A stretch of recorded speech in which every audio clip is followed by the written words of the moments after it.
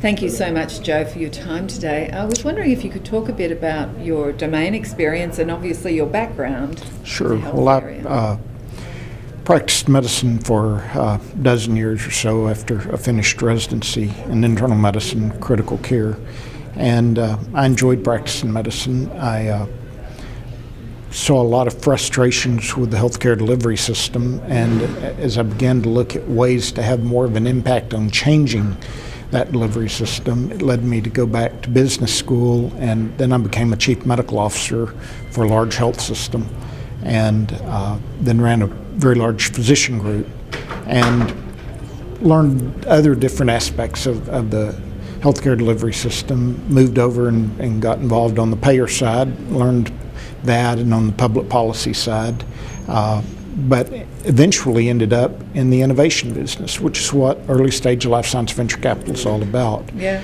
And I've been doing this now nearly 10 years now, and the thing I like about it is that it truly is a way to make an impact on the delivery system, to improve patients' lives. And the thing that makes a good business deal is that it's got to be transformational. It's not worth the time, the effort, the money to do something that's not going to change everything. Yes. And so we truly need to change everything.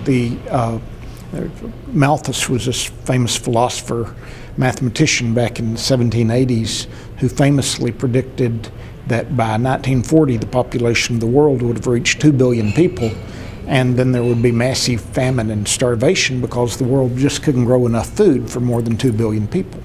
And it wasn't that he didn't do the math right.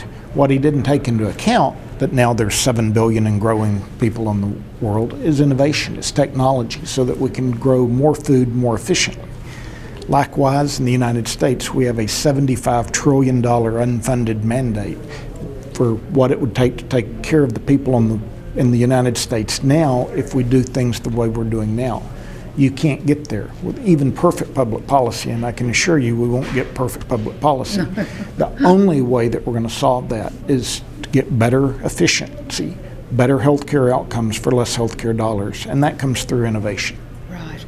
And you're really in a domain or area industry that is demanding almost innovation and change. I mean, it's ripe for that, really, isn't it?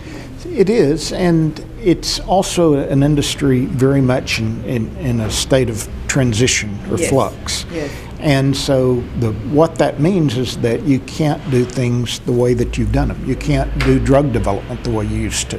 Costs too much, takes too long. You can't do medical device development the way that you used to. That's different. The health systems, they can't do things the way you used to do. So you're changing the public policy component of how healthcare is delivered. You're changing the reimbursement system dramatically from fee-for-service to more accountable care organizations or different payment models. Yes. And so innovation takes many, many different aspects. It's not just a new molecule or a new device. It's the entire way that we deliver healthcare is changing dramatically. Yeah. And sometimes, therefore, the most challenging thing is just getting people's attention enough because And they're so educating. distracted, and educating. Yeah, yes, That's right. definitely. Well, you've got your hands full there. And how many startups have you invested in today? So over the course of my career, 40 some odd. Fabulous. And what's the success rate? How many? So we've been very successful. You don't raise new funds in this business without having a track record that Fabulous. Fabulous. And any recent companies that you'd name that have been a particular success or you've been very proud of? Well, we're proud of all our companies. Of course. But there's not one particular recent one that we would have known about? Let me see. I'm thinking of several, but I'm got confidentiality agreements going on. I'm sorry, no problems. Well, look, all the best for you and the firm, and thank you so much for your time today. I really appreciated meeting you. Thank you. Okay.